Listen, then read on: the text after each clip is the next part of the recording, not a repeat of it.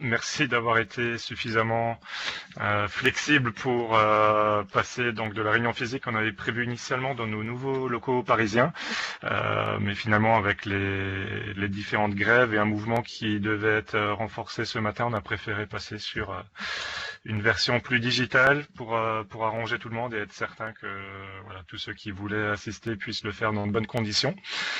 Donc merci encore à tous. On est ensemble pour 1h15 environ. Et donc l'objectif, c'est de vous faire un retour de l'événement Riven qui avait lieu à Las Vegas, donc il y a un peu plus d'un mois maintenant, première semaine de décembre, et qui est toujours un événement très riche d'informations et un événement majeur de la scène du cloud de manière générale.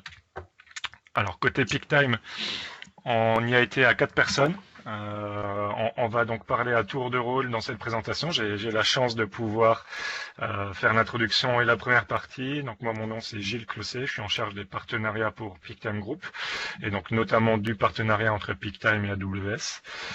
Pascal Stalin, qui est avec nous également, directeur technique du centre d'expertise application et intégration, fera la deuxième partie. Michael Garrido, qui est Solution Architect Pro chez nous côté infra, cloud et sécurité, fera la troisième partie.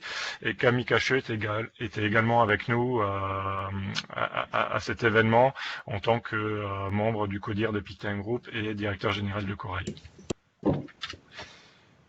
Alors, en simplement deux slides très courts, je vous rappelle l'organisation de PeakTime Group avec 3 marques sur la santé, sur le retail et sur l'entreprise.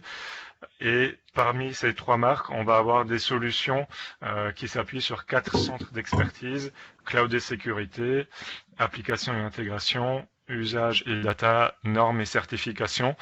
Et notre pratique AWS est bien transverse sur ces 4 pôles, c'est-à-dire que dans chacune de ces entités-là, il va y avoir des personnes certifiées, des personnes expérimentées sur AWS pour déployer des services que propose AWS. Donc sur la partie cloud et sécurité, on va être plutôt sur de l'architecture infra de type instance, base de données, sécurité, ce genre de choses. Sur la partie intégration et application, on va être plutôt sur du microservice, du refactoring d'API, ce genre de choses. Et sur usage et data, on va être plutôt sur tout ce qui va être du design, de l'e-marketing. Donc là, on n'est pas forcément sur du spécifique AWS, mais on va retrouver la compétence sur les 4 équipes. Alors, l'agenda, PeakTime Group, on vient de le faire. Je vais faire 2 slides sur l'événement en tant que tel et après on va attaquer les choses sérieuses. Donc à peu près 25 minutes pour les grandes tendances et annonces, plus un focus sur la santé que je vais mener. Ensuite, Pascal prendra le relais sur un focus machine learning. Et enfin, Michael terminera avec un focus sur notamment une partie qui s'appelle AWS Nitro. Alors, le partenariat avec AWS et PeakTime Group date depuis un peu plus de 3 ans maintenant. On vient de passer il y a 2 mois Advanced Consulting Partner, donc ça nous met dans un cercle assez fermé de sociétés qui ont prouvé savoir réaliser des projets complexes sur AWS. Donc on a plusieurs références qui ont été mises en production, qui ont été vérifiées par AWS, qui ont été sujettes à des contrôles de satisfaction du client.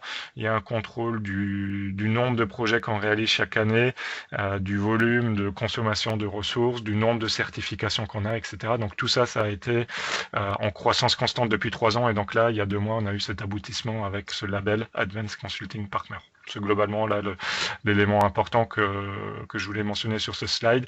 Et le fait qu'on ait donc 2 compétences, une très infra sur des projets de migration,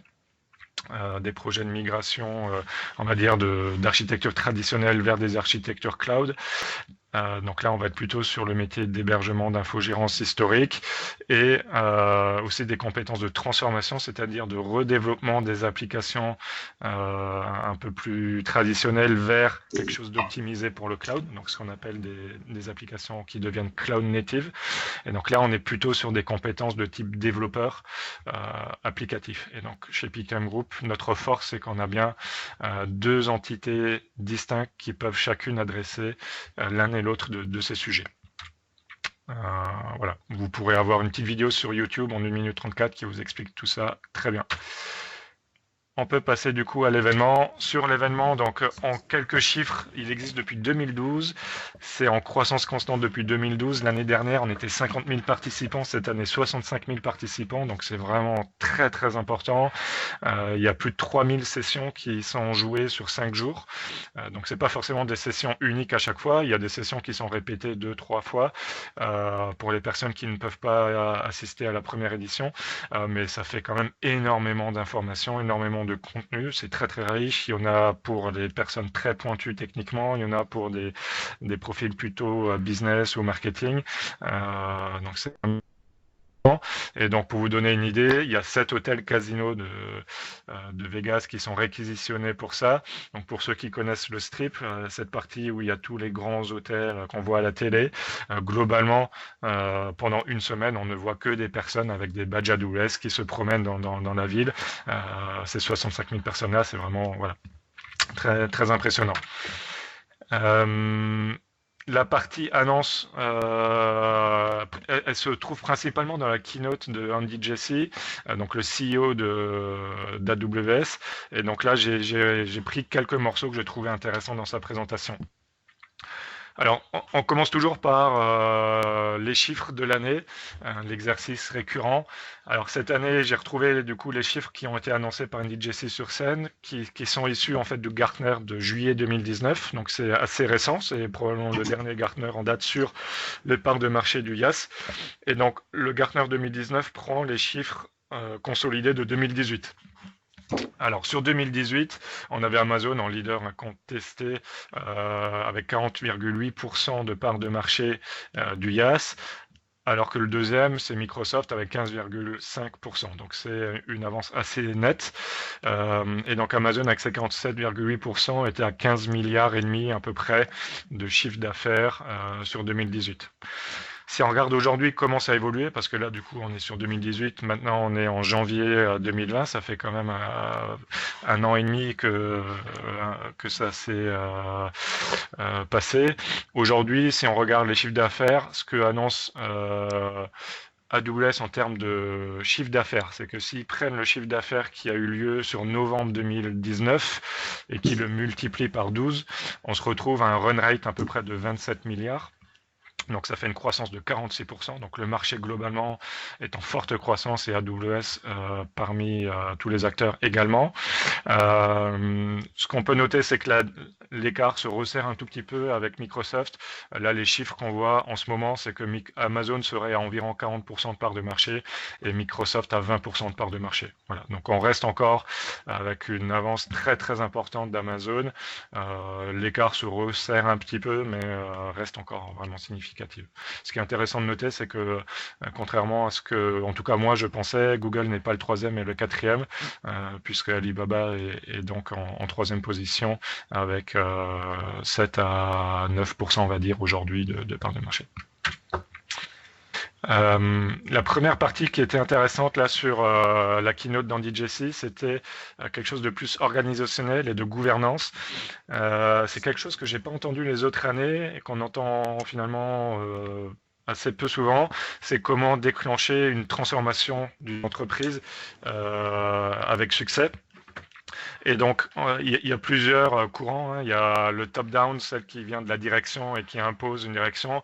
Et puis, il y a l'autre courant, le bottom-up, qui est que les équipes techniques innovent sur leur projet. Et en fait, l'innovation qui est menée par ces équipes-là démontre leur valeur et se généralise au sein de la société et emmène la société. Donc là, ce qui est intéressant, c'est que AWS, eux, prônent le top-down.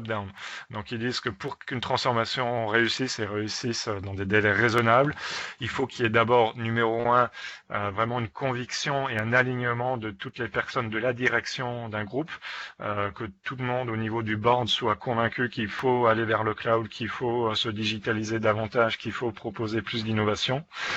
Une fois que ça a été décidé et acté au niveau de la direction, il faut donner des objectifs ambitieux pour faire ce changement-là. Et donc là, il a donné l'exemple de sociétés qui, pendant trop longtemps, fond d'époque avec 2-3 instances, avec 2-3 services, test des petites bricoles à gauche, à droite. Mais finalement, ça dure 6 mois, 1 an et demi, 2 ans. Et ne font vraiment jamais le grand saut vers le dur du sujet.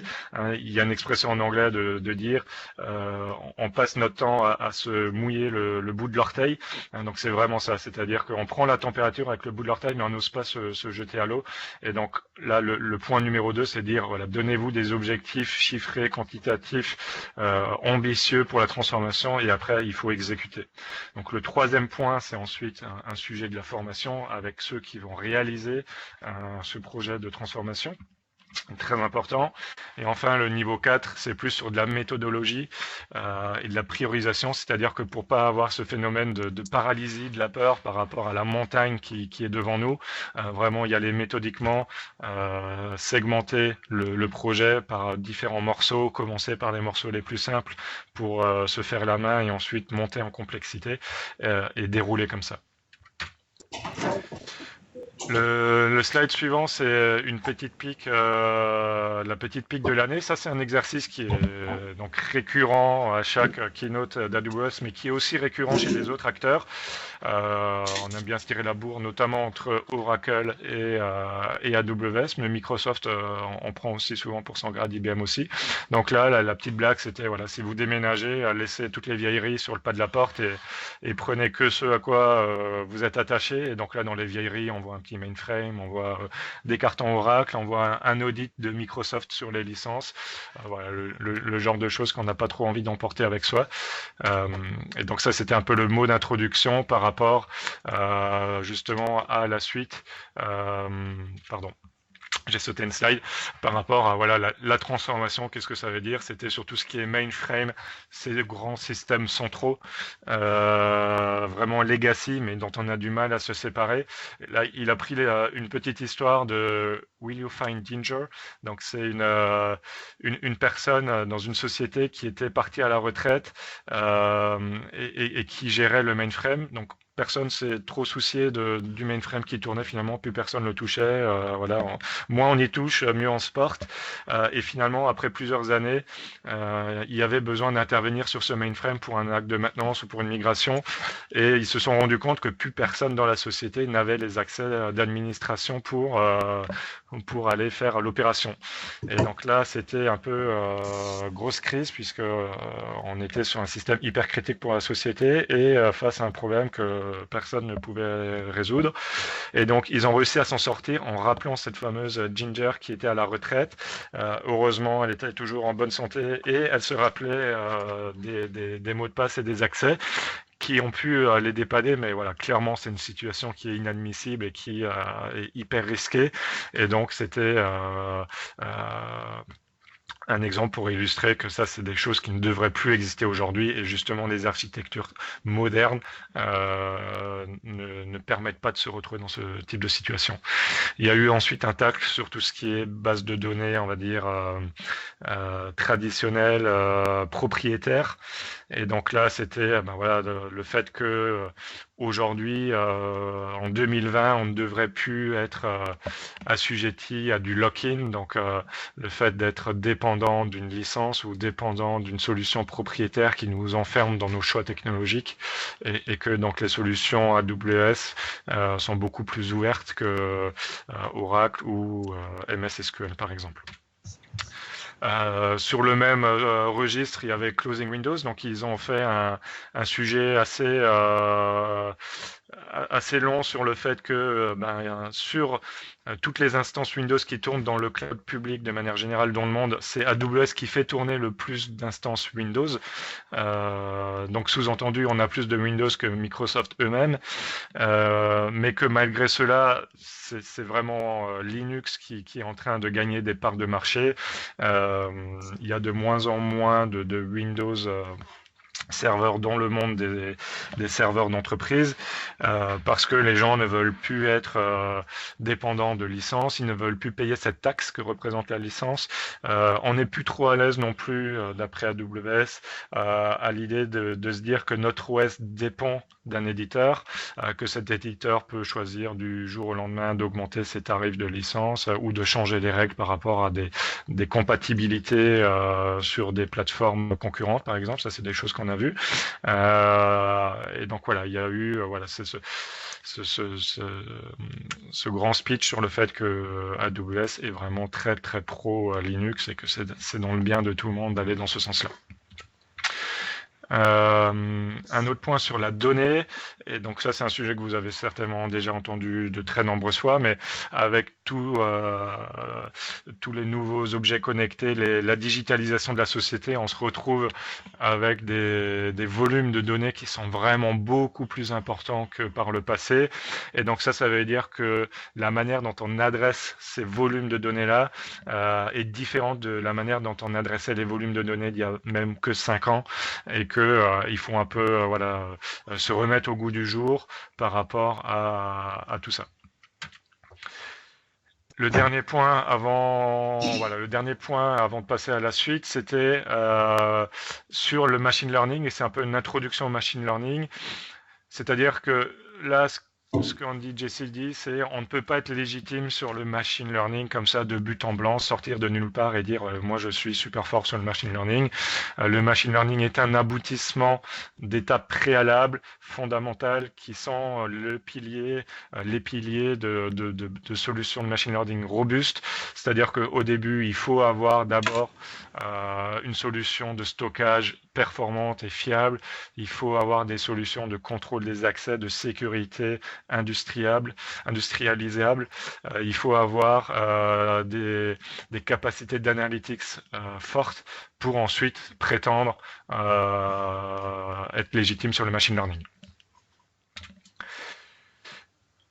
Ce qui conclut ma première partie. Ma deuxième partie, c'était sur les tendances, je vous rassure, le top 5, on va pas y passer non plus 3 heures. Donc le top 5 des tendances de ce qui s'est dit là pendant cette semaine. Je voulais regrouper du coup sur 5 points. Le premier point, c'était sur réduire la distance avec le cloud. Et donc là, on adresse un sujet qui va être de plus en plus critique. C'est que malgré le fait que AWS est une solution qui est probablement la plus distribuée dans le monde, avec 69 zones de disponibilité réparties dans 22 régions, donc ils sont vraiment présents dans beaucoup d'endroits sur la planète.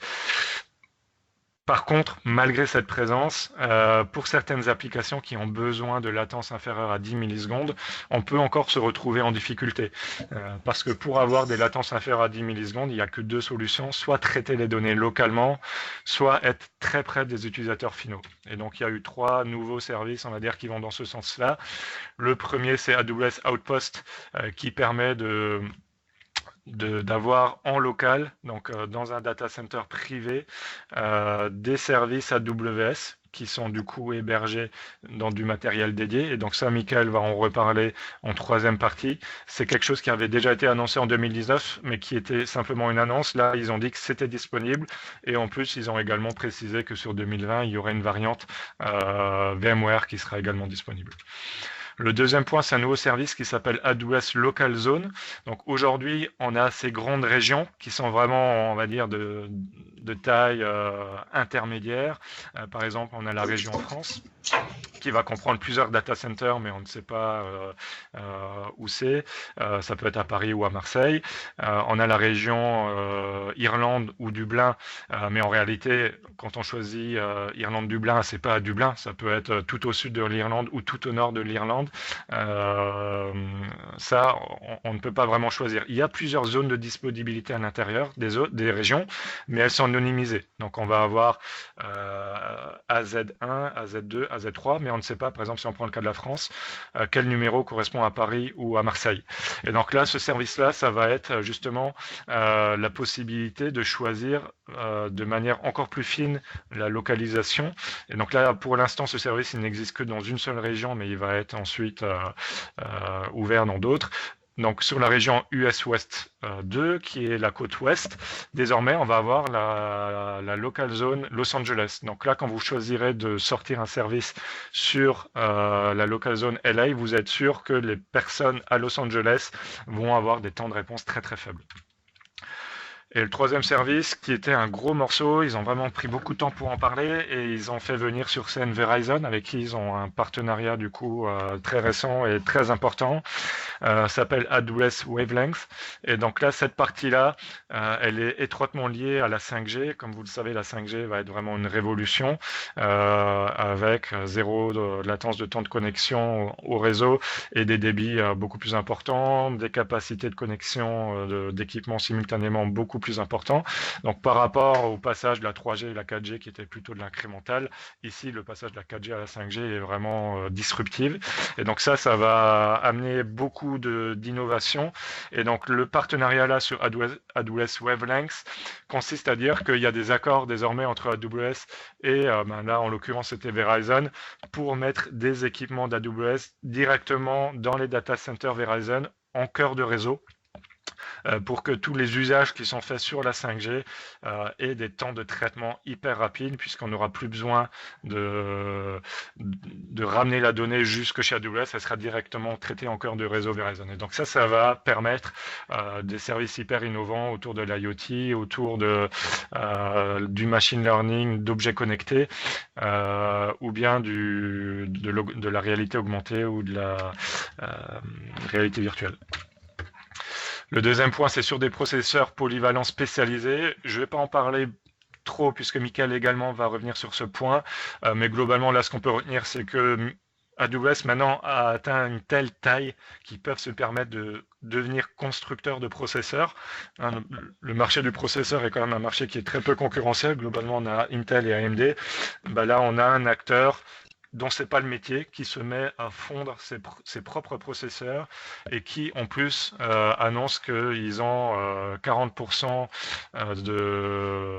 de gains en prix par performance par rapport à leurs instances G4 qui étaient déjà les plus performantes du marché, les plus efficientes, devrais-je dire, du marché. Donc là, ça démontre encore voilà, une orientation d'AWS d'aller sur de la spécification de processeurs par rapport à des tâches. Donc c'est des processeurs qui vont être spécialisés sur l'inférence, par exemple, dans tout ce qui est l'intelligence artificielle, pour être beaucoup plus performant et moins cher. Troisième point, c'est des nouveaux services d'intelligence artificielle clés en main sur étagère. Donc l'année dernière, il y a déjà eu des services de ce type-là qui ont été annoncés. Amazon Forecast pour faire de la prédiction de stock par exemple ou de volume de vente. Donc là, on est plutôt dans le retail. Amazon Personalize également plutôt sur du retail pour faire de la personnalisation de contenu sur du site internet par rapport à vos historiques d'achat, par rapport à vos historiques de navigation, ce genre de choses.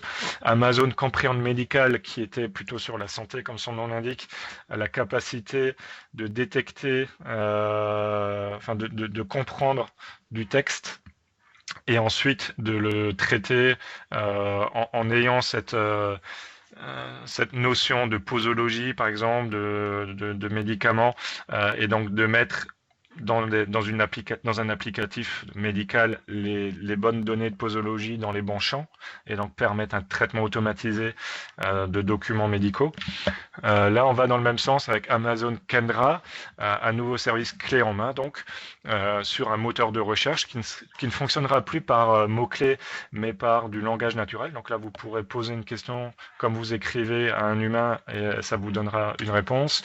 Amazon Code Guru, qui est une solution d'audit de code qui va identifier des morceaux de code qui peuvent être optimisés, que ce soit d'un point de vue sécurité ou bug applicatif ou temps de traitement. Et Amazon Fraud Detector, qui est une solution sur tout ce qui est fraude potentielle d'identité ou de paiement en ligne.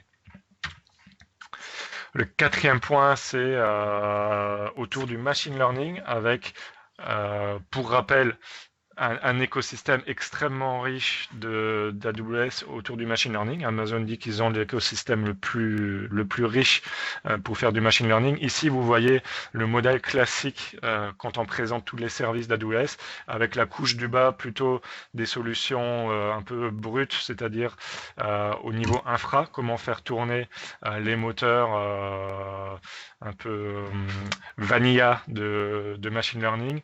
Le deuxième niveau est un niveau intermédiaire où là on va avoir une couche un peu de une couche de middleware qui s'appelle SageMaker qui va faciliter la production de modèles tout en permettant quand même d'avoir de la customisation. Et la dernière couche tout en haut, là c'est les services clés en main. Et donc, ce qu'ils ont annoncé cette année, c'est SageMaker Studio, où là, c'est un environnement de développement, donc un IDE, spécifique pour développer des algorithmes, des modèles d'intelligence artificielle. Et donc ça, c'est le premier de ce genre qui existe. Vraiment un écosystème complet d'outillage. On est bien en train de parler là d'outillage pour faciliter la production de modèles d'intelligence artificielle. Et donc ça englobe une dizaine de services qui permettent de gérer de bout en bout la production d'un algorithme. Et donc Pascal reviendra plus en détail sur tout ce qui est machine learning en deuxième partie. Enfin, le dernier point, c'est sur se préparer à cette nouvelle échelle des données dont on a parlé précédemment. Là, on est vraiment sur, on va dire, des améliorations du service, notamment d'Amazon Redshift. Je ne vais pas rentrer dans le détail, mais globalement, c'est voilà, comment permettre de faire des requêtes de manière accélérée avec la solution Aqua ici, avoir des nouvelles instances qui permettent une mise à l'échelle plus facilement de la solution Redshift, comment faciliter la création de data lake avec des exports vers S3 depuis Redshift. Donc Redshift, c'est une solution de BI, hein, pour ceux qui ne connaissent pas, c'est la solution de BI de Amazon. Et la dernière partie, comment utiliser Redshift pour faire des requêtes sur plusieurs sources de données, pas uniquement dans l'entrepôt de données de Redshift, mais également sur S3, donc qui est la solution de stockage d'Amazon, ou dans différentes bases de données par ailleurs. Donc, comment faire des requêtes fédérées.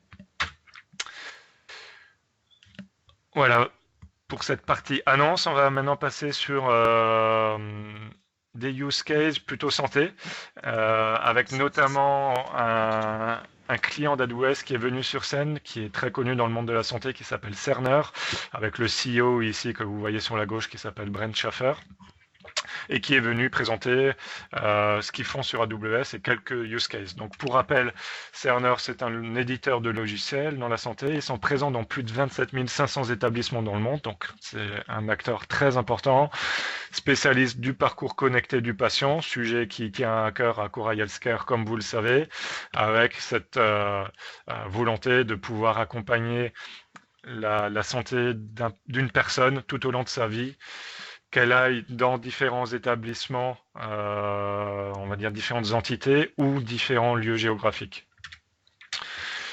Cerner aujourd'hui gère près de 250 millions de personnes et les systèmes de Cerner sont utilisés par 3 millions de professionnels de soins quotidiennement. Donc avec cet usage-là, ils ont amassé énormément de données. Là, ils parlent de 23 pétaoctets de données, ce qui en fait le jeu de données le plus important dans le monde de la santé aujourd'hui. Donc ça, c'est très important et très intéressant pour justement ce qu'on va voir maintenant. Alors, il fait un petit rappel sur les coûts de la santé au niveau mondial. Donc, c'est 7 000 milliards de dollars. Parmi ces 7 000 milliards de dollars, il y en a la moitié, 3,5 trillions, qui sont aux États-Unis seulement. Et sur ces 3,5 millions, il y en a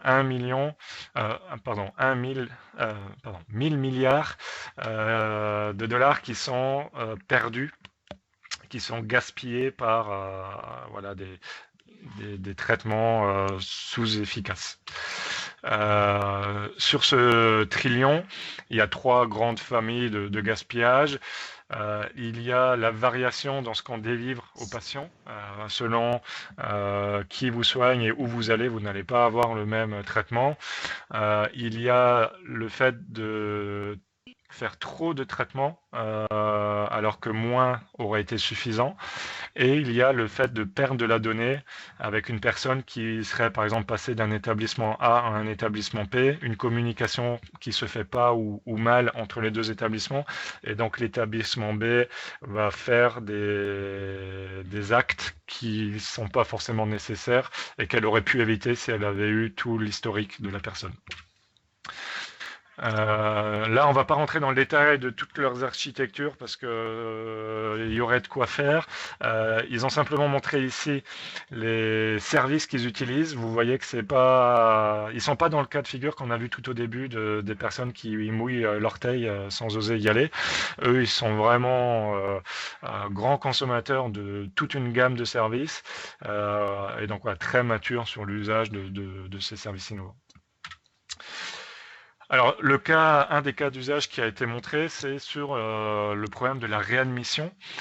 Une réadmission, c'est quand une personne est venue se faire soigner pour quelque chose et qu'on lui dit c'est bon, vous pouvez rentrer chez vous, et 3 semaines ou 4 semaines après, elle revient pour la même chose. Donc ça, c'est problématique d'une part parce que pour le patient, c'est hyper frustrant de devoir repasser par un cycle de soins, revenir à l'hôpital ou revenir chez le médecin, se refaire soigner. C'est coûteux parce que du coup, on fait 2 fois le soin et en plus, là c'est ce qui est écrit, souvent la deuxième fois, pour 2 personnes sur 3, c'est plus cher que la première fois. Donc l'idée, c'est de modifier le programme de soins qu'on apporte aux personnes pour éviter ces réadmissions. Et donc là, ils ont fait une collaboration avec un des plus grands fournisseurs de soins aux États-Unis.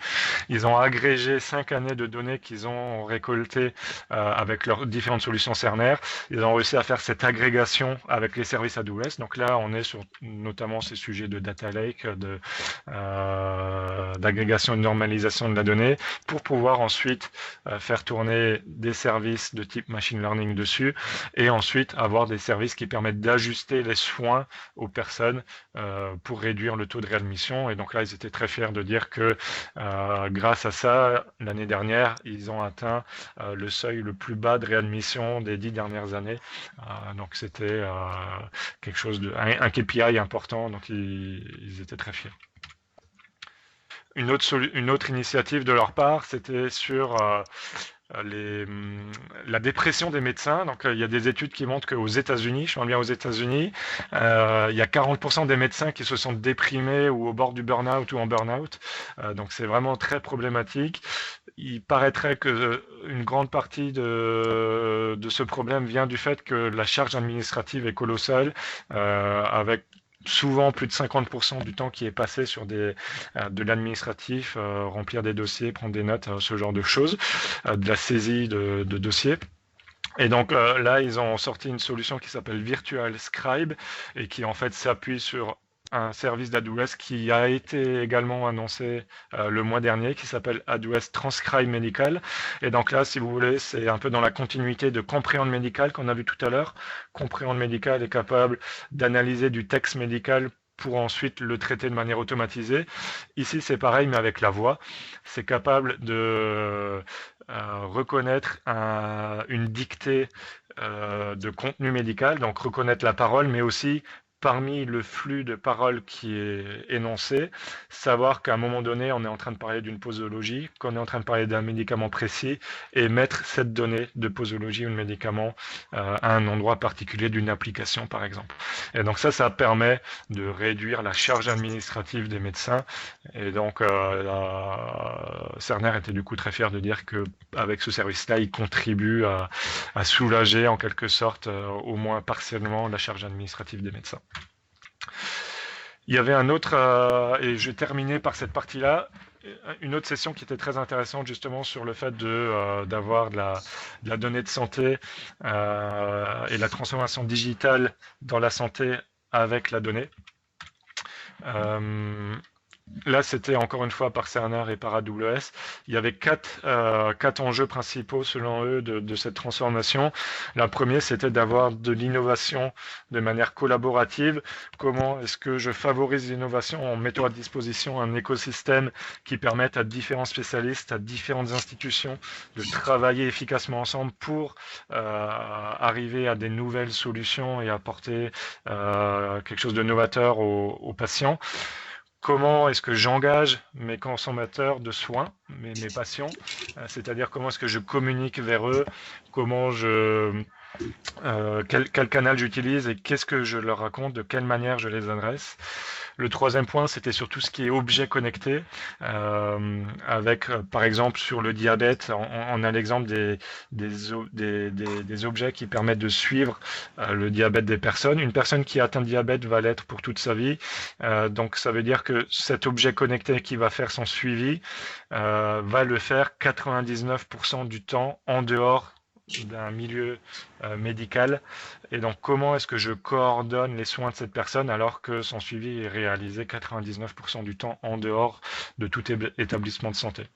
Et le quatrième point, c'est sur justement l'utilisation des volumes de données qu'on a aujourd'hui. Comment est-ce que j'en tire parti pour améliorer mes soins et les décisions que je prends. Alors, la vision qu'ils ont donnée, c'est de remettre l'individu au milieu du modèle et ne pas avoir finalement au centre du modèle une institution ou une plateforme technique, mais bien que ce soit la personne, l'individu elle-même qui soit au milieu et que l'ensemble des acteurs de santé gravitent autour. C'est un peu aussi une tendance qu'on observe dans le retail, de dire que c'est le consommateur qui est maintenant au milieu et qu'on personnalise le contenu qu'on voit en fonction de la personne du consommateur particulier qui va sur un site. Là, c'est la même chose au niveau, si vous voulez, un peu traduit en quelque sorte à la santé. Et donc, on a ces trois étapes clés sur la droite, de d'abord bien connaître les personnes, comment je fais pour bien les connaître, comment est-ce que je les engage, comment est-ce que je travaille avec elles, quelle est ma relation avec elles, et comment est-ce que je gère du coup un soin personnalisé. Alors, il faut savoir que pour traiter correctement une personne, on a besoin d'une multitude d'informations. Dans cette multitude-là, ils estiment qu'il y a 20% de données qui viennent vraiment de données médicales cliniques et 80% qui sont plutôt liées à la personne elle-même et qui ne sont pas dépendantes de tests médicaux. Et donc là, dans ces 80%, on va retrouver la vie personnelle de la personne, quelle est sa situation familiale, est-ce qu'elle a des enfants, pas d'enfants, est-ce qu'elle a un travail, est-ce qu'elle pratique du sport, est-ce qu'elle a des difficultés personnelles, voilà, est-ce qu'elle a eu des coups durs. Ça, c'est vraiment le profil de la personne en dehors de toute analyse médicale. Et comme on l'a déjà vu avant, l'idée, c'est encore une fois d'agréger, de normaliser de la donnée, appliquer des modèles d'intelligence artificielle pour utiliser ces volumes de données comme levier de personnalisation de masse pour avoir une personnalisation de masse rentable. Et c'est bien là où l'intelligence artificielle apporte une solution, c'est que ça n'a de sens que si c'est rentable. Et donc, qui dit rentable dit automatisé au maximum. Et donc on arrive du coup sur leur cible, c'est d'avoir un plan de soins personnalisé dans le cadre de cette gestion de la population. Donc ça veut dire comme résultat qu'on va avoir une relation avec le client qui va être sur plusieurs canaux. Ça peut être par un coup de fil si la personne elle est par exemple âgée, ça peut être un SMS sur des populations plus jeunes, ça peut être des emails sur la famille. Ça veut dire aussi avoir plusieurs, s'adapter et donc là avoir une méthodologie qui se rapproche de la méthodologie informatique finalement d'amélioration continue avec des boucles de prise de feedback et d'ajustement. Donc c'est-à-dire on n'est plus dans le geste de je vous prescris un médicament et c'est fini, on est vraiment dans la prise de feedback et de l'ajustement. Et enfin, du coup, avoir des traitements qui sont plus susceptibles d'être pertinents pour une personne bien spécifique. Et donc là, sur ces 5 sujets-là, l'engagement, l'IoT, les déterminants sociaux, on n'en a pas trop parlé, mais donc les déterminants sociaux, c'est comment s'étonner qu'une personne est réadmise en soins alors que finalement elle n'a pas de quoi manger 3 fois par jour, ou elle n'a plus de quoi se payer du chauffage chez elle, ou elle est en situation de précarité. Ça va influencer fortement le fait qu'elle revienne en réadmission quelques semaines après. Pourtant, sur on va dire un diagnostic médical stricto sensu, ça c'est des informations qu'on ne peut pas collecter, en tout cas qui ne sont pas aujourd'hui industrialisées. Et donc c'est comment prendre tout ça, le mettre dans un ensemble et ensuite redonner le contrôle des données aux patients. Et ça, c'est ma slide de conclusion avant que Pascal prenne la suite. Je ne vais pas passer sur chacune des icônes, je vous rassure, mais c'est pour montrer que sur l'ensemble du process médical, quand on va sur la recherche fondamentale en génomique, vraiment très en amont, en passant par tout ce qui est laboratoire pharmaceutique qui produisent de manière industrielle des médicaments, qui les commercialisent, qui font les essais cliniques, et ensuite, dans le parcours de soins, comment est-ce qu'on prend en charge les différents patients. À toutes ces étapes-là, il y a une transformation digitale qui va s'opérer, qui est en train de s'opérer, qui s'appuie sur ces innovations-là. Et voilà, il y a vraiment, tous ces maillons de la chaîne peuvent bénéficier de ce qu'on vient de se dire et vont être impactés à l'avenir par ce qu'on vient de se dire. Il y aura un petit peu de temps à la fin pour vos questions. Pour l'instant, je laisse la parole du coup à Pascal.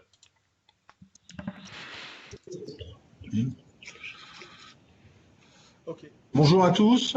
En effet, comme l'a dit Gilles, à la fin, on ouvrira tous vos micros. Vous pourrez poser toutes les questions, donc n'hésitez pas à les noter et on y répondra avec grand plaisir à la fin de ce webinaire. Donc moi, ma partie se base plus sur finalement un retour d'expérience concret de comment on met les mains dans le cambouis pour aller voir ce qui se passe derrière. Pendant ces conférences, j'ai surtout orienté mon emploi du temps sur différents workshops sur lesquels j'ai pu justement aller jusqu'au bout des choses pour pouvoir tester les différents services de machine learning d'Amazon. Et en fait, ce qui est intéressant finalement, c'est que ça se base à chaque fois sur des exemples qui sont très ludiques et qui permettent de manière très simple d'aborder le machine learning. Si on doit en retirer de ces différents workshops des choses importantes, c'est que finalement, grâce à AWS, ça donne une facilité d'accès au machine learning. Il n'y a pas toute la problématique d'installation des serveurs. On a vraiment une facilité à lancer un projet rapidement. Toute l'infrastructure et la partie tuyauterie sont livrées clé en main. Et au-delà de ça, en fait, ce qui ne gâche rien, finalement, on ne paye qu'à la consommation. Donc, on n'est pas dans des modèles économiques où on va installer un certain nombre de serveurs et tant que ces serveurs existent, on devra finalement payer leurs coûts. Et il y aura aussi un investissement au départ. Là, on est vraiment dans un service. Par quelques clics, je vais instancier une instance de machine learning, une instance de calcul, une instance de différents sujets dont j'ai besoin. Et ça, dès que j'en ai plus besoin, je peux les décommissionner et automatiquement, je ne vais plus payer sur ces sujets. Donc voilà. Donc, avant toute chose, quelques précisions sur les termes, parce que souvent on emploie intelligence artificielle, machine learning, deep learning, avec la même idée derrière. Ce qu'il faut bien comprendre, c'est que l'intelligence artificielle, ça regroupe tout ça.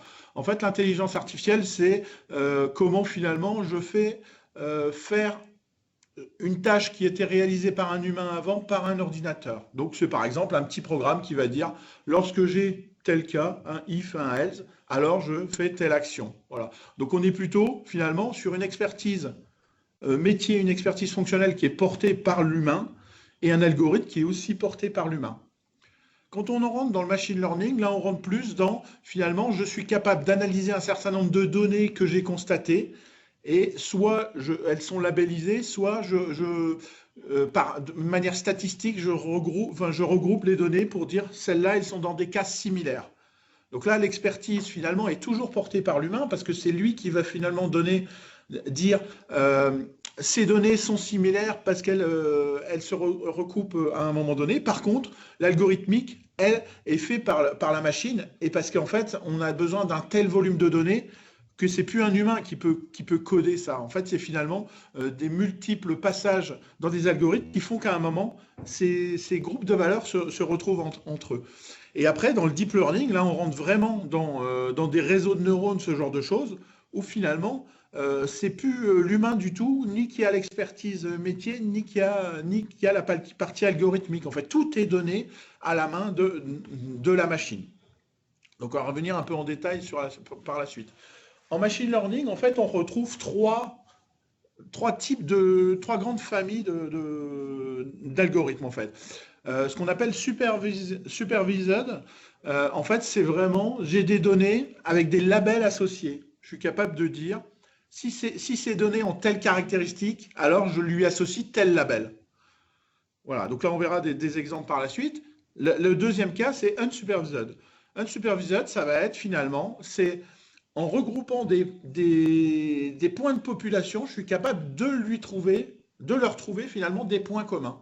On n'a pas au départ un label qui dit si j'ai telle caractéristique, alors ça va être tel objet. Par contre, c'est parmi toute la population que j'ai, j'en ai certains qui ont des caractéristiques similaires que je ne connais pas a priori, mais que je constate a posteriori. Et enfin, le dernier cas, donc les deux premiers cas étaient vraiment plutôt sur de la classification, c'est comment je veux regrouper des données entre elles. Sur le troisième cas, c'est vraiment plutôt du comportement. C'est finalement, je vais automatiser un comportement par rapport à son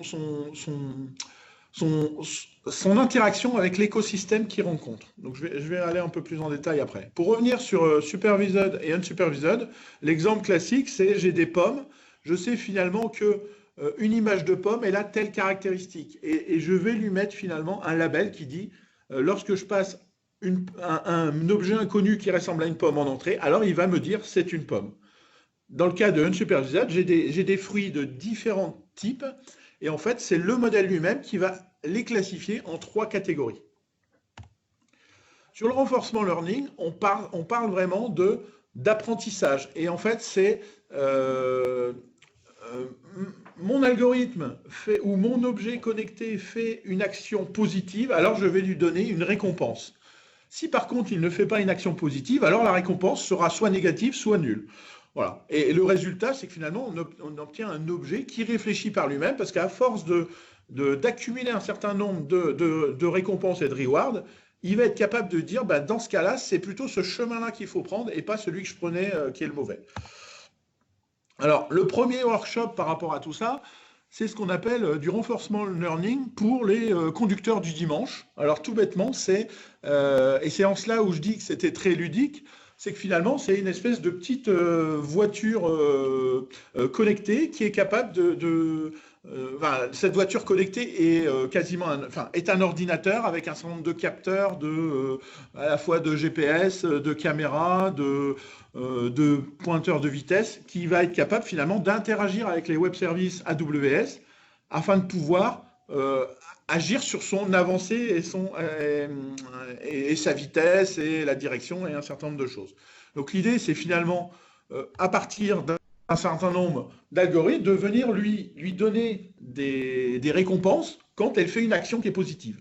Donc dans cet écosystème on retrouve dans le renforcement learning, on retrouve toujours 6 éléments. Le premier, c'est l'agent, c'est vraiment l'objet qu'on veut diriger ou sur lequel on veut donner un comportement. On veut analyser le comportement et l'améliorer. La deuxième partie, c'est l'environnement. Finalement, l'environnement, dans ce cas-là, c'est un circuit.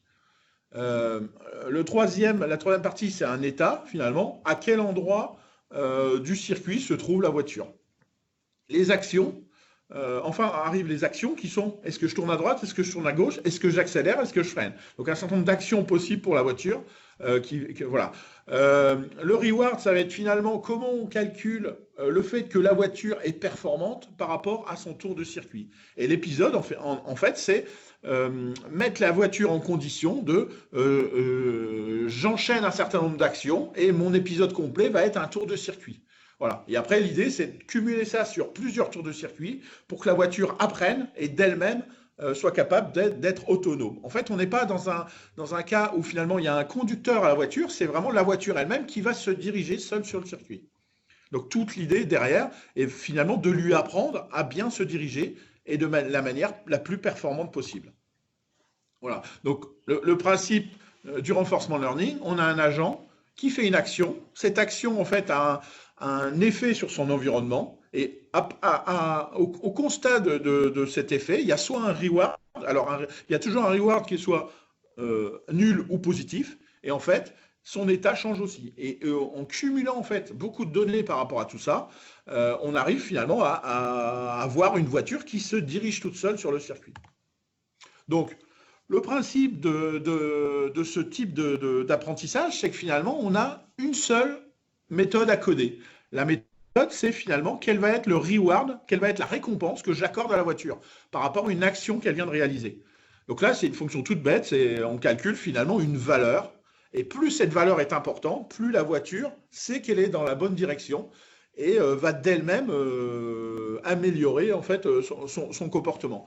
Donc en bas de la slide, on a un certain nombre de paramètres en entrée qui vont être est-ce que la voiture se trouve sur le circuit, quelle est sa position XY, quelle est la distance par rapport au centre de la piste, est-ce qu'elle est à droite ou à gauche de la piste, quelle est sa direction, quel est son taux de progression par rapport à un tour complet, sa vitesse, l'angle des roues, voilà. Il y a un certain nombre de choses, donc on va se baser en fait finalement sur tous ces paramètres d'entrée, enfin certains de ces paramètres d'entrée, on n'est pas obligé de tous les utiliser, et en fonction de ces paramètres d'entrée, finalement, on va être capable de calculer une récompense, et plus la récompense est haute, plus on est sur la bonne voie dans le circuit.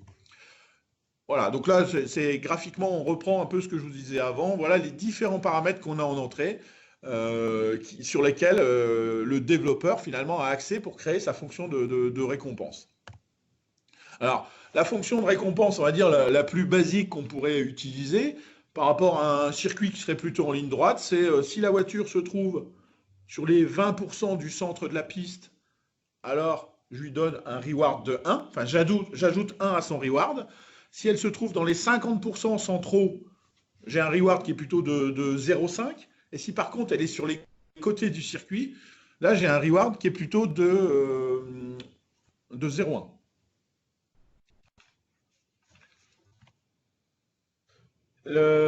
Comme je l'expliquais juste avant, en fait, l'idée c'est vraiment de simplifier l'accès à tout ça. Quand on voit finalement l'architecture qui est déployée derrière, il y a un certain nombre de services en fait et de composants mis en œuvre. Donc il y a notamment du SageMaker dont parlait Gilles tout à l'heure. Finalement, SageMaker c'est une grosse boîte à outils qui va permettre de développer des services d'intelligence artificielle et de machine learning. Il y a aussi tout un framework autour de RoboMaker. Finalement, RoboMaker va être toute l'intelligence qui va permettre de piloter la voiture et de simuler finalement comment se comporte la voiture sur un circuit. Parce que ce qu'il faut comprendre, c'est que finalement, au départ, toute la partie apprentissage se passe sur un ordinateur.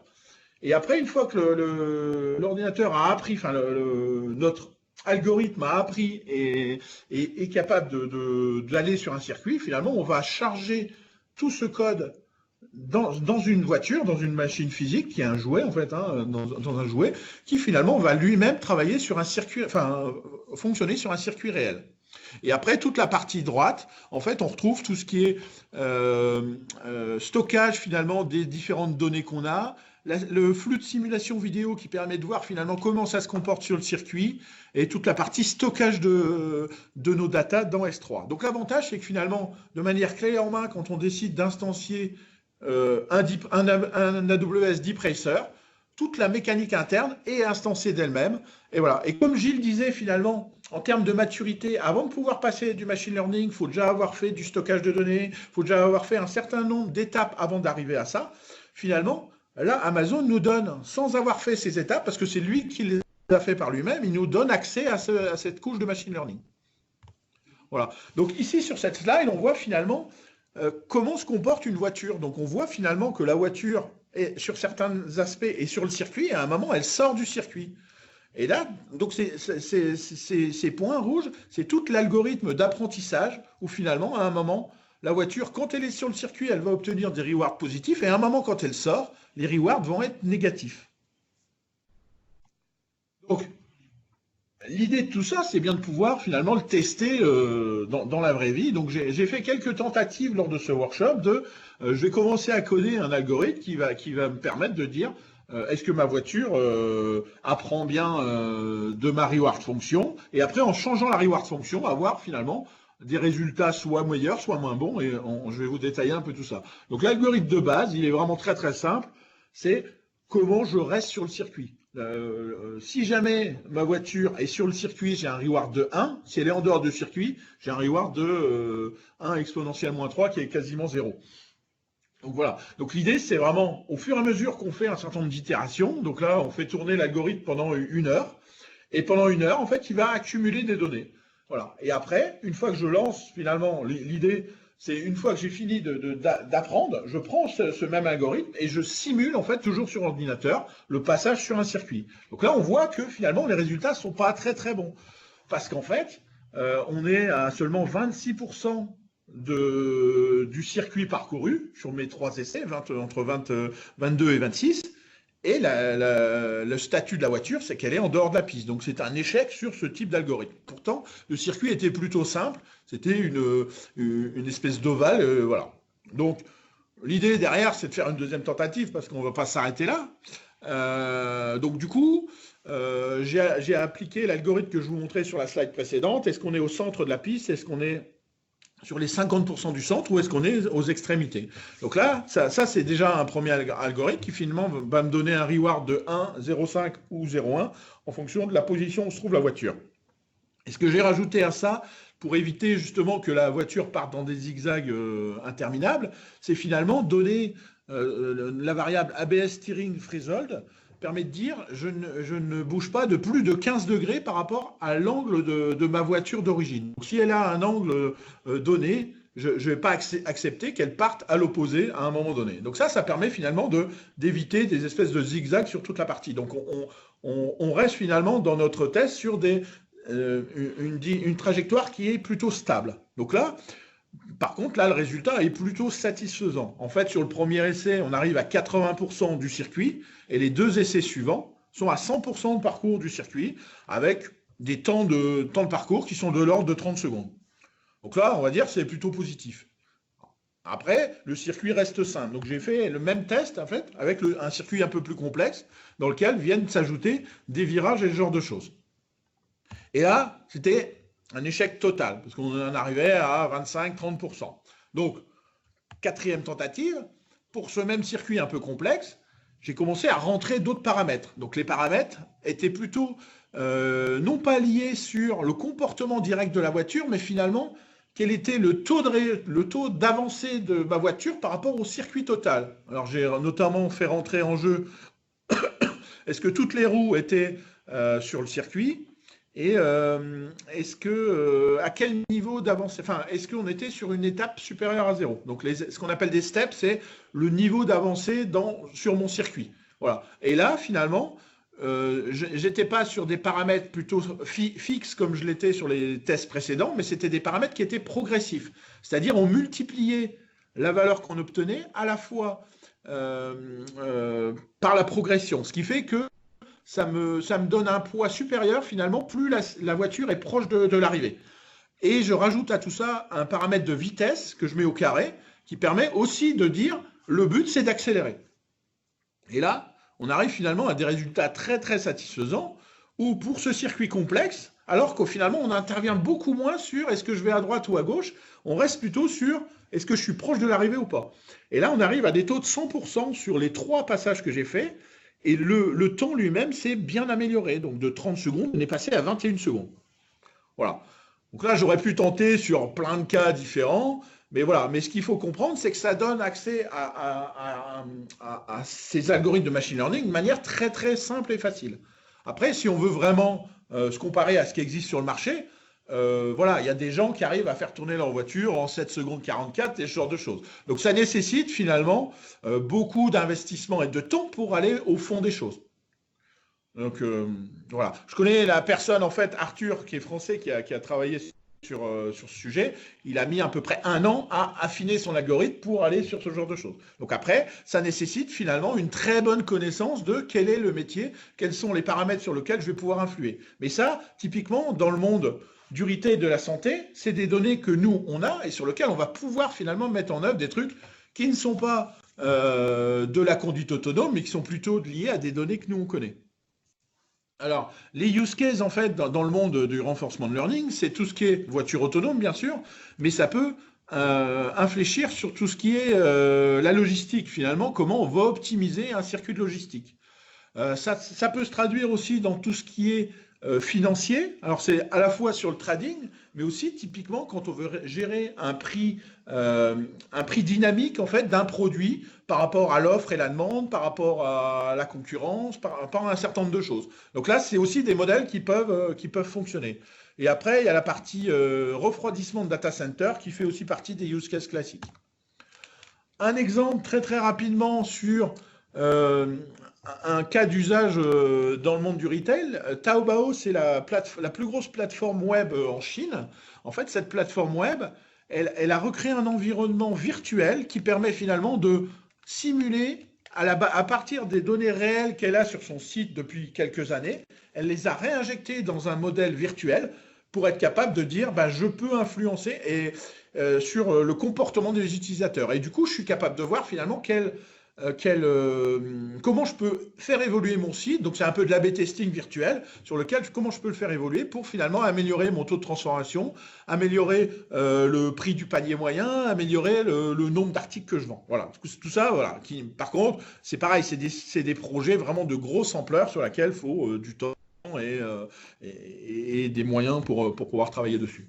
Le deuxième workshop sur lequel j'ai travaillé, c'était toute la partie média analysis. Donc, média analysis, c'est typiquement, j'ai une vidéo qui passe et je suis capable, à partir de cette vidéo, d'en tirer un certain nombre de conclusions. Donc, notamment, labeller. Donc là, typiquement, autant sur le premier exemple, on voyait la mise en œuvre de SageMaker. Ici, on va voir la mise en œuvre de services high level d'Amazon. Et typiquement, les 3 services qu'on va voir dans ce cas-là, c'est toute la partie recognition. Donc, Amazon Recognition permet, à partir d'une vidéo ou d'image, d'identifier un certain nombre de choses sur ma vidéo. Le deuxième, c'est Amazon Transcribe. Transcribe va être capable, à partir d'un son qui est fourni en entrée, de traduire ça en un texte, en fait. Et Amazon Comprehend, c'est à partir d'un texte donné, être capable finalement de comprendre le sens. Voilà. Donc, bien évidemment, dans tous ces systèmes, il y a toujours des lambdas qui entrent en jeu pour être capable finalement de lancer de l'interaction par rapport à des données que je viendrais poser dans S3. Et la partie Step Function, c'est un framework en fait qui permet d'agréger, de faire du workflow de services existants. Donc, comme je l'ai dit juste avant, 3 grands types d'utilisation. Toute la partie vision, on va se baser sur Amazon Recognition. La partie langage et speech, on va se baser sur Transcribe, qui fait la partie speech to text. Translate, qui va finalement être capable, un texte qu'on a dans une langue donnée, la traduire dans une autre langue. Et comprendre le sens. Après, si on veut rentrer sur des choses plus spécifiques, spécifiques à notre métier donné, on va être capable de faire dans SageMaker nos propres services dédiés. Donc ici, sur cette slide, on voit en fait en vert, c'est toute la partie workflow finalement des services qui sont enchaînés. Et au fur et à mesure, au départ, rien n'est vert, tout est blanc, et au fur et à mesure que l'algorithme se déroule, en fait, ça commence à passer en vert et ça analyse le contenu de la vidéo. Donc, je vais venir sur les slides suivantes sur les différents objets qu'on a réussi à reconnaître. Donc, dans le premier, finalement, Amazon Recognition va être capable, dans nos vidéos, de détecter des objets. Donc, par exemple, là, sur cette vidéo, il a été capable de reconnaître un arbre, des personnes humaines, une robe, un oiseau, un magasin, enfin voilà, un certain nombre de choses qui, de manière automatique, ont été reconnues par les algorithmes. Sur cette deuxième, c'est la même vidéo qui tourne, mais voilà, mais après, il y a plusieurs onglets et l'outil Recognition va vraiment analyser sur plusieurs axes. Là, sur cet axe-là, il est capable de reconnaître des célébrités. Donc des gens qui sont connus sur Internet vont être automatiquement tagués par le logiciel pour analyser la donnée. Le troisième, c'est être capable de voir finalement s'il y a des visages présents dans mes vidéos. Est-ce que les gens sont souriants? Est-ce qu'ils ont les yeux ouverts? Est-ce que c'est des hommes, des femmes? Est-ce qu'ils sont contents, tristes? Voilà, un certain nombre de choses sur comment se comporte la personne. Le dernier, c'est, je suis capable d'analyser du texte dans mes images. Donc, notamment sur cette image, on voit qu'il reconnaît Amazon Go et automatiquement, il va me le taguer. Et tout le texte qui est présent dans l'image, il va me taguer tout ce texte-là. Et enfin, la deuxième partie, donc là, on était vraiment sur Amazon Recognition. Je reconnais des objets au sein de mes vidéos ou de mes images. Donc ça, c'est un service high level. On a juste à faire une appel d'API. On obtient le résultat par rapport à ce qu'on lui a donné en entrée. Le deuxième, en fait, on va parler sur Speech and Language. Donc, ça permet de traduire, d'obtenir un texte à partir du son et de comprendre son sens. Donc, de la même façon, un workflow qui se déroule et une fois qu'il est complètement déroulé, on obtient les résultats à la fin. Le pipeline qui est utilisé, typiquement des données qui sont posées sur S3, Lambda qui déclenche une action suite à l'arrivée d'un fichier en S3. La première action, c'est vraiment, je transforme en texte le son que j'ai obtenu, et derrière, je suis capable de le traduire, donc ça permet finalement à la volée de venir faire de la traduction de vidéo. Et la partie compréhension, c'est finalement, si cette vidéo est en train de parler de la marque que je représente, est-ce qu'elle en parle de manière positive, est-ce qu'elle en parle de manière négative? Donc il y a des use cases derrière qui pourront naître sur finalement comment je comprends ce qui est dit et je suis capable de réagir de manière très rapide à des commentaires qui peuvent être faits ou voilà. Les use cases classiques, c'est finalement faire de la modération de contenu, être capable finalement s'il y a des contenus inappropriés de signaler la vidéo ou de la flouter, ce genre de choses. De traduire des vidéos, de faire aussi finalement de la recommandation par rapport à un certain nombre de data qui ont été analysées par rapport le service Recognition. Et enfin, finalement, de la rédaction automatique. Finalement, j'arrive à détecter une personne, je suis capable d'aller chercher un certain nombre d'infos sur cette personne et d'afficher peut-être une petite fiche qui explique cette personne, voilà, il a telle caractéristique, il est connu, un certain nombre de choses. En use case, typiquement, c'est des algorithmes qui ont été utilisés lors du mariage princier en Angleterre pour finalement, de manière automatique, identifier toutes les personnes qui étaient présentes sur les images et, quand elles le souhaitaient, finalement, être floutées parce qu'elles ne voulaient pas être vues sur les vidéos. Ou à l'inverse, être capable finalement de donner du contenu.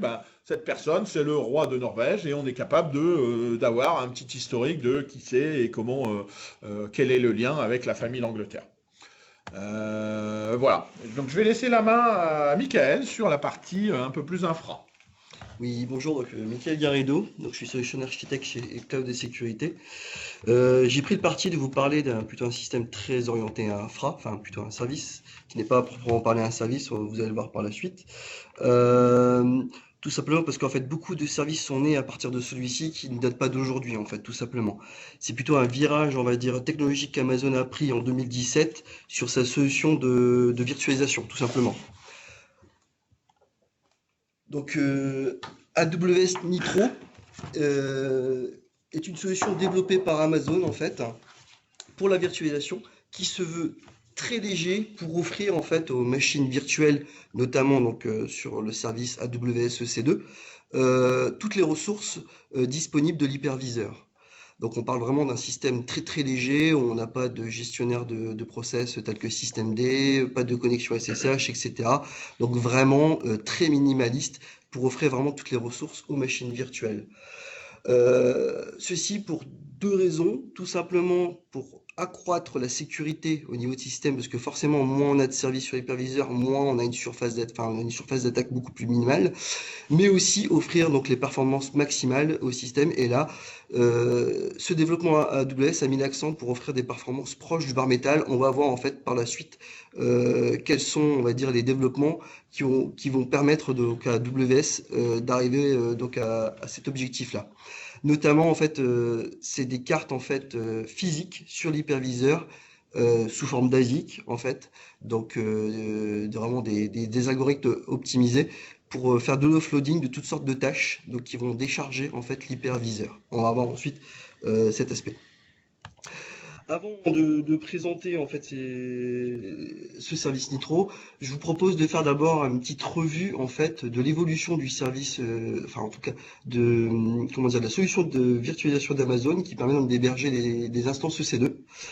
Comme on voit, avant 2017, Amazon utilisait une solution donc open source qui est Xen, qui est une solution très connue, largement utilisée aussi par beaucoup d'entreprises. Et ils l'ont fait évoluer au fur et à mesure pour pouvoir optimiser les performances, parce que certaines parties, certains composants, notamment réseau et stockage, étaient encore en mode paravirtualisé, c'est-à-dire nécessitaient des couches intermédiaires et donc forcément des baisses de performance liées donc à ces couches intermédiaires. Au fur et à mesure, Amazon a fait évoluer en fait cette solution-là jusqu'à en arriver, on va dire, à son maximum. Sûrement que la solution ne permettait pas d'aller plus loin et de ce fait, ça les a amenés à développer leur propre solution pour pouvoir ensuite vraiment atteindre leur objectif d'être au plus proche du serveur physique, c'est-à-dire du bar métal, avec grâce à les solutions donc AWS Nitro, comme vous voyez. Donc toutes les couches ont été virtualisées pour avoir les niveaux de performance très proches du bar métal. On va voir justement ce qui a permis d'arriver à ce résultat-là. Pour cela, ils ont utilisé, donc, comme je le disais, des cartes physiques qu'on appelle des contrôleurs en fait, et qui vont permettre de piloter différents éléments tels que les VPC. Donc, comme vous connaissez, pour une instance EC2, il faut un VPC. Et en fait, ces cartes-là vont pouvoir interconnecter en fait vos machines virtuelles vers les VPC, et donc va permettre de décharger différents types de traitements au travers de cette carte-là.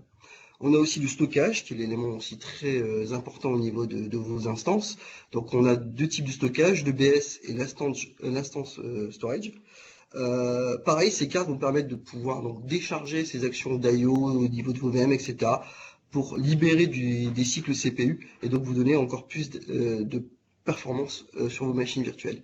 Et enfin, comme je l'ai dit, il y a le deuxième pendant qui est la sécurité. Donc là, pareil, Amazon a développé un contrôleur qui va permettre d'accroître la sécurité, de décharger tout cela sur une carte qui lui est dédiée.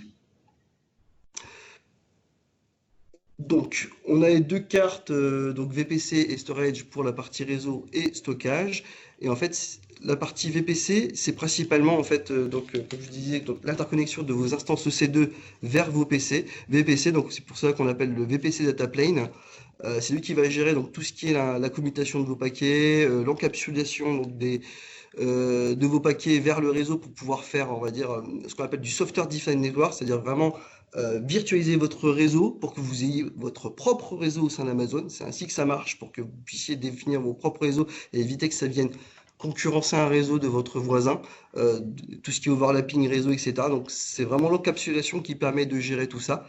Il y a également la partie routing au sein de cette carte-là, donc ça va permettre de gérer le commutage de vos paquets au travers de vos différents réseaux. Et enfin la partie firewall, donc on appelle plutôt la partie micro-segmentation. C'est là où quand vous définissez vos security groups, on va venir donc informer ces cartes-là que vos machines virtuelles font partie d'un security group, donc accès à certaines règles firewall et pour pouvoir bloquer ou autoriser certains flux réseau. Donc tout ça est mis au sein de ces cartes, de cette carte-là, pour décharger l'hyperviseur. Donc tout ça n'est plus fait de manière software, au sens CPU au sein de l'hyperviseur, mais est déchargé sur un ASIC, sur une carte. Cela a permis donc au niveau performance de proposer des instances qui peuvent monter jusqu'à 100 gigabits par seconde, tout simplement parce que derrière, voilà, on a déchargé l'hyperviseur, donc l'ASIC est très performant à ce niveau-là, donc on peut monter à un niveau de commutation beaucoup plus haut. On a également le même pendant pour le stockage, où là, en fait, on gère donc le local, mais aussi le distant. Et AWS a pris le parti d'utiliser la nouvelle technologie qui est le NVMe. Et pour pouvoir le faire de manière distante, c'est over Fabrics. Et local, donc tout simplement le NVMe. La carte permet surtout de gérer le chiffrement, donc de faire de l'offloading de chiffrement côté hyperviseur. Donc c'est-à-dire c'est vraiment la carte qui s'occupe du chiffrement. Ça permet surtout de garantir que vous fassiez ou non le chiffrement sur votre instance EC2, vous aurez le même niveau de performance CPU. Tout ça, en fait, ça veut dire que votre instance, pour le chiffrement, n'aura pas d'impact, tout simplement. Donc, il n'y a plus de raison en fait de ne pas faire de chiffrement sur ces disques grâce à cette technologie. Donc là aujourd'hui c'est vraiment là-dessus que AWS veut mettre l'accent parce qu'ils ont vraiment un axe très important sur la sécurité et veulent absolument que leurs clients chiffrent toutes leurs données. Donc du coup il n'y a vraiment plus aucune raison de ne plus en faire. Et pour cela en fait ils font un driver spécifique qui sont fournis donc, dans toutes les distributions aujourd'hui de manière par défaut. Mais voilà, il y a un driver spécifique pour cela. Pour vous montrer un petit peu comment c'était géré auparavant et ensuite grâce à Nitro, comme vous voyez donc sur l'image en haut à gauche, on est sur l'ancienne solution qui est Xen. On voit qu'on a une couche d'hyperviseur en fait qui est un peu en intermédiaire et qu'on va attaquer le CPU pour toute action réseau, stockage, etc.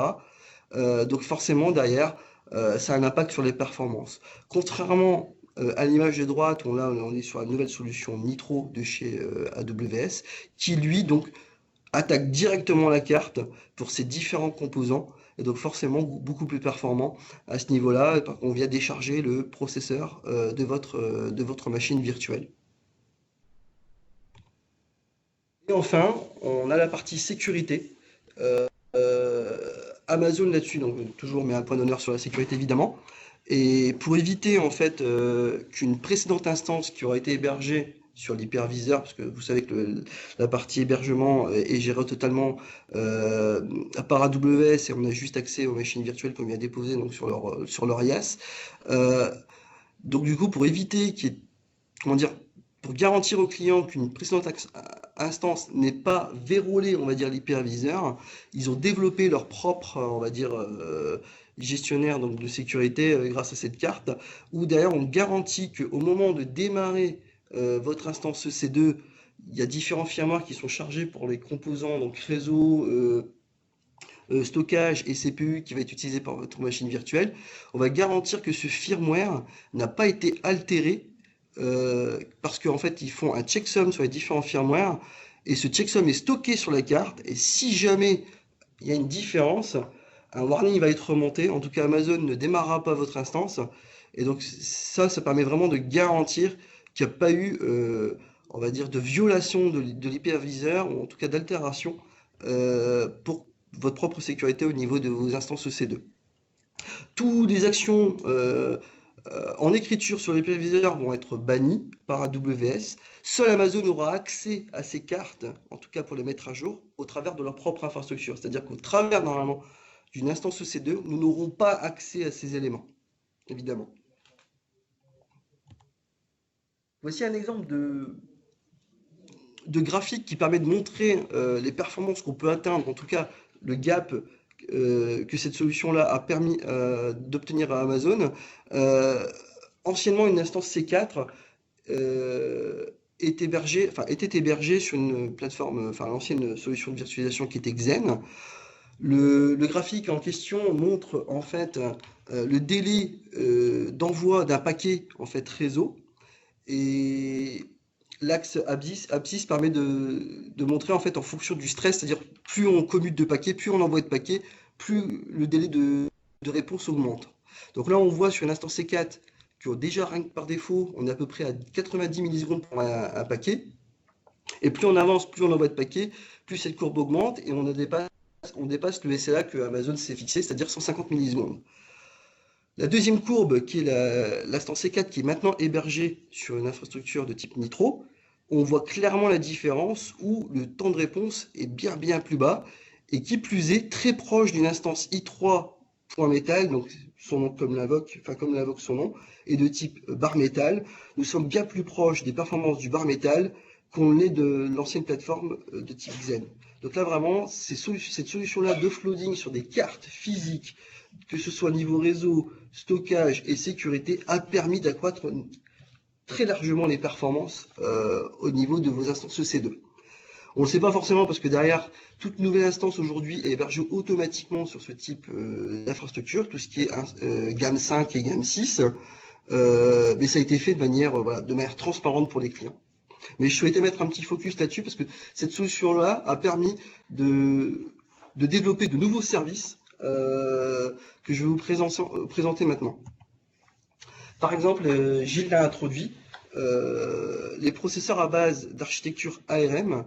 C'est un processeur développé par Amazon pour leurs besoins, via l'aide évidemment d'un fondeur de processeurs. Évidemment, Amazon n'est pas quelqu'un qui est capable forcément de produire son propre processeur, mais en tout cas à travailler conjointement avec un acteur du marché, lui permettant de développer un processeur qui soit au plus proche de son besoin, avec les fonctionnalités dont il en a besoin, et surtout pour optimiser les performances de ce processeur par rapport à sa consommation électrique. Il faut savoir que ce type d'architecture est une architecture qui a un rapport performance consommation électrique qui est très intéressant.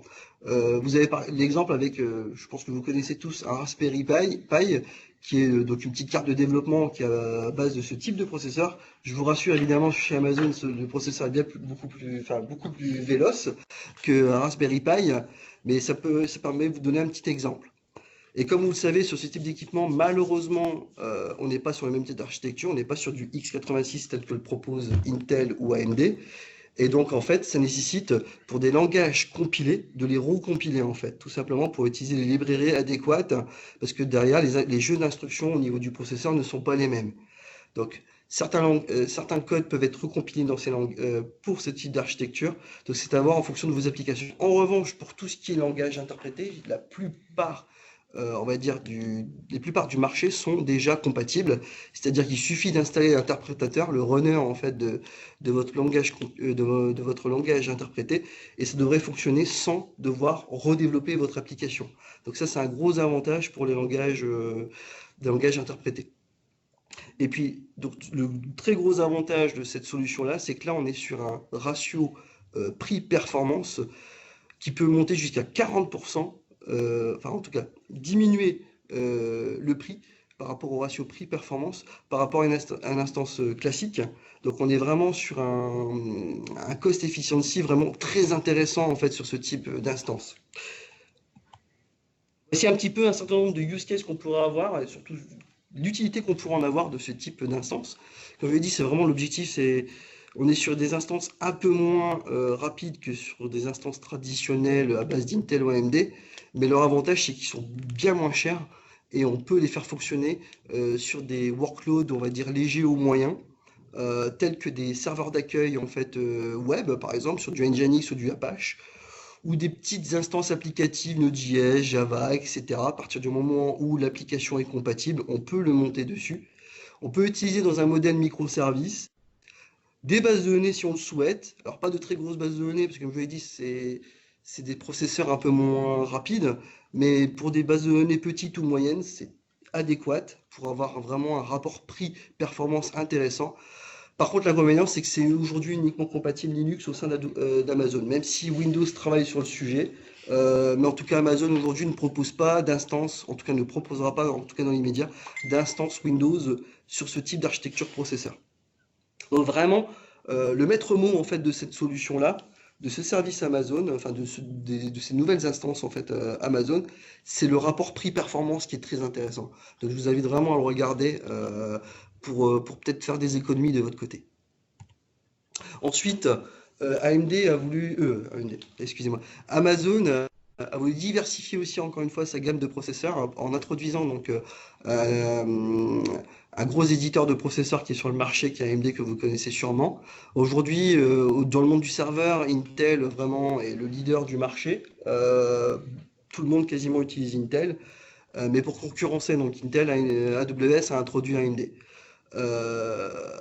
Contrairement à l'architecture ARM, là on est sur du x86, c'est-à-dire à l'identique d'Intel. Donc il n'y a pas de recompilation, tout ce que vous êtes capable de faire fonctionner sur du Intel fonctionnera sur de l'AMD. Il faut savoir que ces instances sont suffixées par un A. Donc si vous utilisez auparavant du M5, vous pouvez utiliser du M5A. avec le même type ensuite derrière de taille. Le seul avantage de ce processeur, j'ai envie de dire, par rapport, enfin de cette gamme-là d'instances par rapport à de l'Intel, bah, c'est encore une fois le prix, tout simplement. On est sur 10% moins cher en fait sur ces types d'instances. Donc là, je vous montre un petit peu, on va dire la plaque tarifaire de chez Amazon. On voit clairement que sur une instance, par exemple M5X large par rapport à une M5A.X large, excusez-moi, j'ai oublié X, mais on est sur la même gamme, on est à peu près 10% moins cher, donc c'est-à-dire au tarif horaire, donc là on-demand, hein, j'ai pas cherché les instances réservées, j'ai juste cherché les instances on-demand. On voit clairement qu'on est à 10% moins cher sur des performances, donc là pour le coup, similaires en fait. Faut être franc, AMD sera un tout petit peu en deçà d'elle, mais en revanche pour 10%, on va dire de prix, de prix de revient moins cher, c'est plutôt intéressant. Donc là, pareil, je vous invite à voir pour vos workloads qui ne sont pas forcément, on va dire, fréquence, très sensibles à la fréquence des processeurs. Je vous invite à regarder cette gamme-là pour faire tout simplement une économie à une certaine échelle de 20-30 instances. On peut faire une réelle économie derrière de 10%. Là, je vous parle d'un autre service qui, alors on peut pas l'utiliser directement au sens, c'est pas une gamme de CPU. Là, c'est Firecracker qui est un service donc Amazon qu'on appelle micro VM. Donc là, pareil, on est toujours sur du KVM, donc c'est vraiment de la machine virtuelle, mais là qui a été vraiment dépouillé de tout ce qui est vraiment inutile. On garde le strict minimum, juste une carte réseau, une carte pour le disque, même pas de BIOS. On est vraiment sur des machines très très légères. L'objectif derrière, c'est de pouvoir avoir l'empreinte mémoire la plus petite possible au niveau machine virtuelle. Je parle bien, pas applicative. Donc là, on est sur une ordre de moins de 5 mégabits, ce qui est vraiment très léger. Tout ça pourquoi? Ça permet de la lancer extrêmement rapidement. Donc en moins de 150 millisecondes, on peut lancer une instance EC2, enfin une instance de type EC2, en tout cas micro VM, très rapidement. C'est un projet qui est aujourd'hui open source, donc disponible sur GitHub, donc Amazon fournit les sources, donc vous pouvez très bien l'installer chez vous et le tester sans aucun problème. Et le fait que ce soit vraiment des machines virtuelles, Amazon est capable de monter jusqu'à 150 micro VM par seconde par hôte. Tout simplement pourquoi? Parce qu'en fait, ils l'utilisent pour leur propre service qui est Lambda. Donc vous connaissez si vous faites du microservice ou de l'API Gateway ou tout simplement en termes de vos organisations. Pourquoi utiliser du KVM plutôt des conteneurs? Tout simplement parce que le KVM est quand même bien plus sécurisé, c'est-à-dire qu'on limite la surface d'attaque. Contrairement au conteneur où il y a une exposition du kernel hyperviseur, on est bien plus proche de l'hyperviseur. Et ça, dans un monde mutualisé, c'est pas acceptable côté Amazon. Donc du coup, ils ont développé ce service micro-VM justement pour répondre à ce besoin de sécurité. Donc là, clairement, ce service-là s'adresse plutôt à des applications où on va vraiment fournir quelque chose de très minimaliste, où on aura juste accès à un binaire pour exécuter du code comme on le ferait sur un conteneur, sans fioriture, pas de SSH ou autre. On est vraiment sur un modèle très minimaliste. Donc on n'est pas du tout sur de l'EC2, mais plutôt l'objectif c'est d'exécuter juste un bout de code comme on le ferait sur Lambda pour répondre à un besoin simple. Donc, comme je dis, donc les use cases, donc c'est pour faire principalement du serverless, du FAS, du microservice. On est vraiment sur des workloads très légers. Bon, j'avance un peu, j'ai un peu expliqué tout ça sur le précédent slide. Et enfin, le dernier service dont j'ai envie de parler, c'est Outpost. Gilles l'a introduit également. AWS souhaite investir un peu du coup nos propres data centers on-premise. Alors vous allez me dire, oui, Amazon pousse pour aller sur du cloud et maintenant ils veulent nous refaire revenir chez nous. Oui, oui et non. C'est-à-dire que là, c'est surtout pour adresser certains besoins en fait spécifiques, l'a introduit aussi Gilles, c'est-à-dire la latence notamment, par exemple la sensibilité de nos data, etc. Donc c'est un rack que Amazon propose, qui va venir pouvoir l'apporter chez nous, l'installer chez nous. Et donc elle contient toute la stack Amazon, c'est-à-dire du CPU, la mémoire, du réseau et du stockage EBS. et il va installer par-dessus donc le fameux système Nitro, qui va vous permettre donc de pouvoir déployer tous ces services, toute leur gamme de services, EC2, faire du RDS, faire du machine learning, des choses comme ça, on-premise, directement à travers leur console. Donc, pour pouvoir avoir accès à ce service, donc il a différentes étapes. Donc, comme je dis, donc il faut commander sur le site d'Amazon le type de baie. Il y a différentes configurations possibles, prédéfinies. En fonction de son besoin, on choisit la baie, le rack. Amazon vient l'installer chez nous, donc c'est pas nous qui l'installons directement. Amazon se déplace, livre la baie, envoie des techniciens vraiment, comment dire, formés pour ça, pour l'installer. Et ensuite, derrière, à partir de là, on peut l'utiliser au travers de la console Amazon, tel qu'on fait habituellement, pour déployer sur le cloud, mais ça sera du coup chez nous on-premise.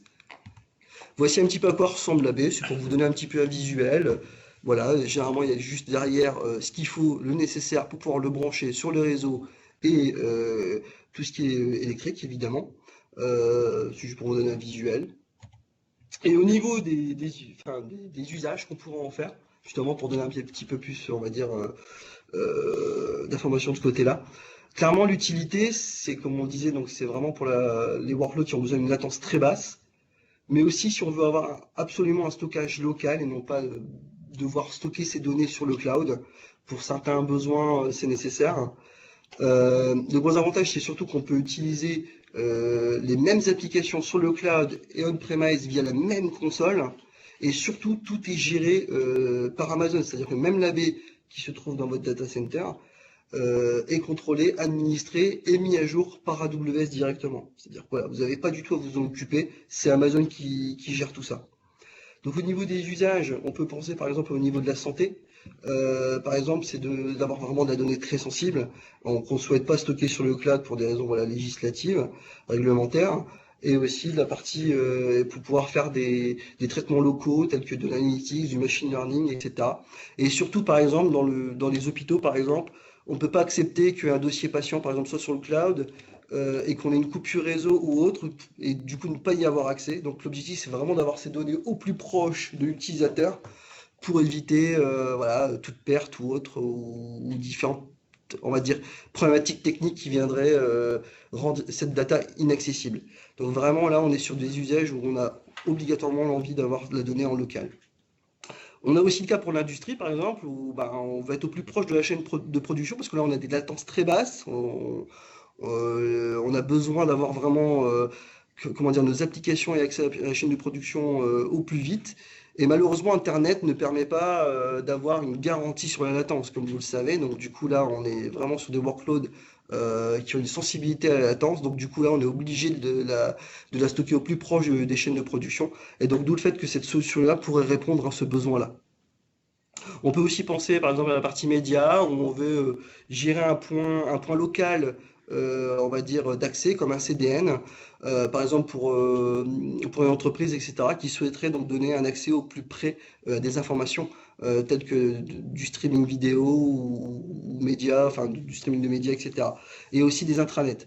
Ça permet aussi, par exemple, de pouvoir gérer, de déployer massivement sur différents sites, on va dire, d'entreprise, de la même manière que sur le cloud, et de manière centralisée surtout. C'est-à-dire que voilà, on peut avoir différents sites où on va installer cette solution-là et de pouvoir les piloter à distance, du coup. Contrairement à des solutions autres qui sont plus difficiles à mettre en place. Dans le monde de la finance, par exemple, où là, pareil, on va avoir de la donnée en local, parce que voilà, on a une certaine criticité, de pouvoir gérer des paiements en local également, dans des banques, etc. Éviter de tout télécharger ça sur le cloud avec les contraintes qui vont avec.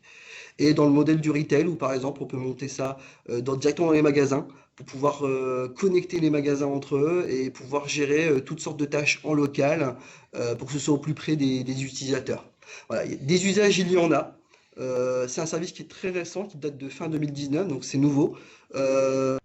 Et il y a déjà d'autres acteurs du marché qui se sont positionnés dessus, tels que VMware, qui vont aussi également proposer d'étendre du coup le VMware on cloud, du coup on-premise, mais via leur solution on cloud en fait, tout simplement. C'est-à-dire avoir une facilité d'administration grâce à leurs services déjà proposés sur Amazon. Donc il y a d'autres acteurs du marché qui vont se positionner dessus. Il n'y aura pas non plus que Amazon qui va proposer ce type de solution, c'est-à-dire qu'ils vont aussi s'appuyer sur certains partenaires tels que Dell, HP ou autres, pour pouvoir également, eux, proposer leur gamme de serveurs, de racks préconfigurés Amazon pour les installer chez vous. Voilà. Aujourd'hui, il n'y a que Amazon parce que c'est tout nouveau, mais demain, ça sera sûrement ouvert chez d'autres acteurs du marché. Voici pour ma partie. Je vous remercie déjà de nous avoir écoutés et puis nous sommes ouverts donc à la session questions-réponses si vous en avez.